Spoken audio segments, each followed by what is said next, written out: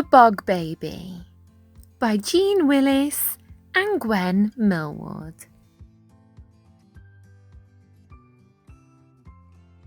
Long ago, when we were little, me and Chrissy did something bad. We said we were going to Annie's house to play, but we didn't. We went fishing, all by ourselves, which wasn't allowed.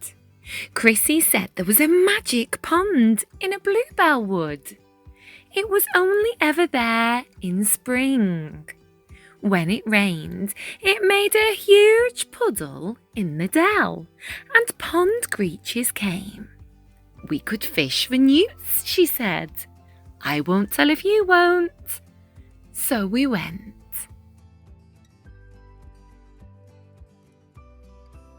We found the pond. It was squelchy round the edge. The bluebell squeaked under our boots.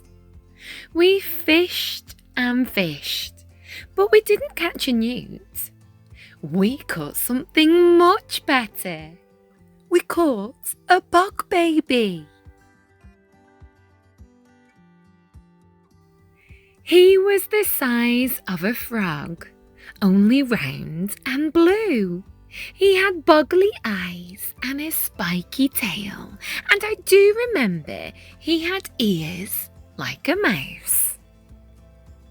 He came swinging through the flower stalks and jumped into the water. He floated up and down on his back and sucked his toes.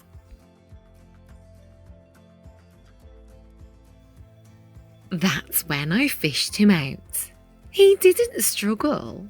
He sat in my hand and looked surprised. He was as soft as jelly, like he had no bones. When we stroked him, he flapped his wings. They were no bigger than daisy petals. They seemed too small for him to fly.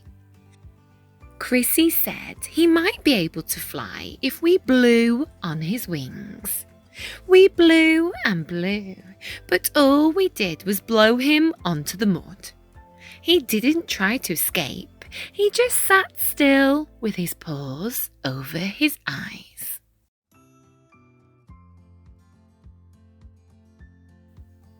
We put him in a jam jar, took him home and hid him in the shed. He was our bog baby. He wasn't meant to be a secret. We wanted to show Mum, but we daren't. If we did, she'd know we didn't go to Annie's.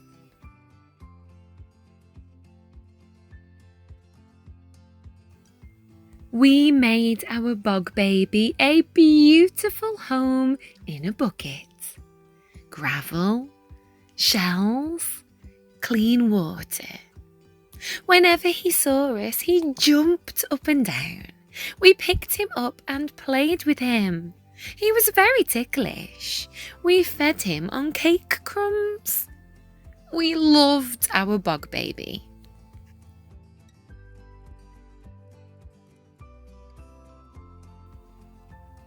Our friends loved him too. We sneaked him into school in a margarine tub. When the teacher wasn't looking, he played in the sandpit and in the water tray. In the afternoon, he slept in his tub on a piece of damp cotton wool.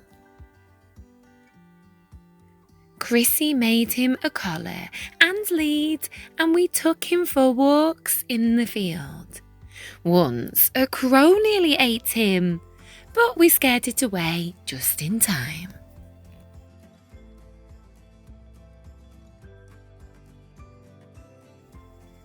We took great care of our bog baby.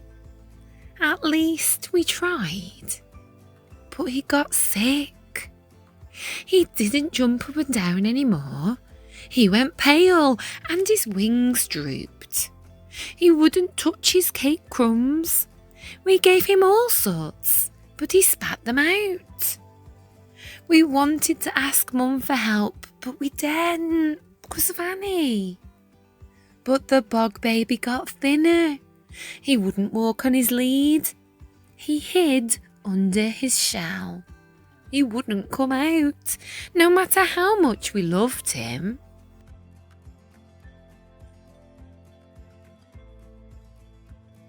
Mum found us in the shed. Chrissy wouldn't say why we were crying.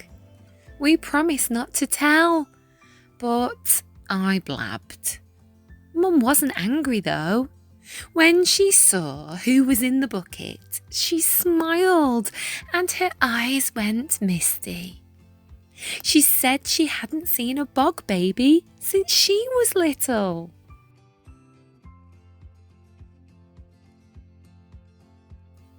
Please make him better, we cried. We love him so much. I know, she said, but the Bog Baby is a wild thing. He doesn't belong here. He isn't meant to eat cake, or walk on a lead, or sleep in a tub.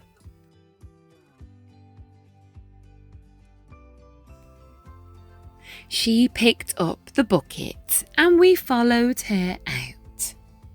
If we really loved the Bog Baby, we had to do what was best for him, no matter how much it hurt us. That was real love. That's why we let him go.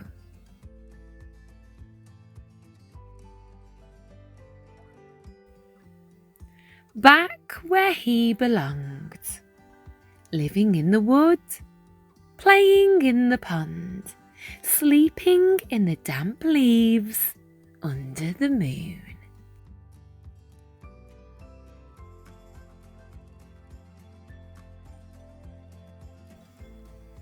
We never saw him again. I think he grew up and had babies of his own. Last spring, my daughter found the magic pond. And guess what she saw?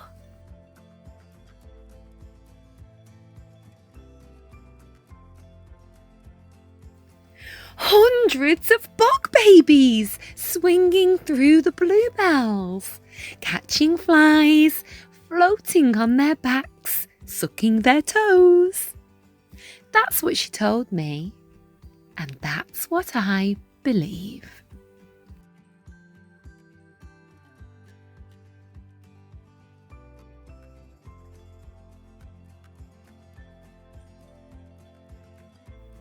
Thanks for watching Love to Read with Miss Ellis.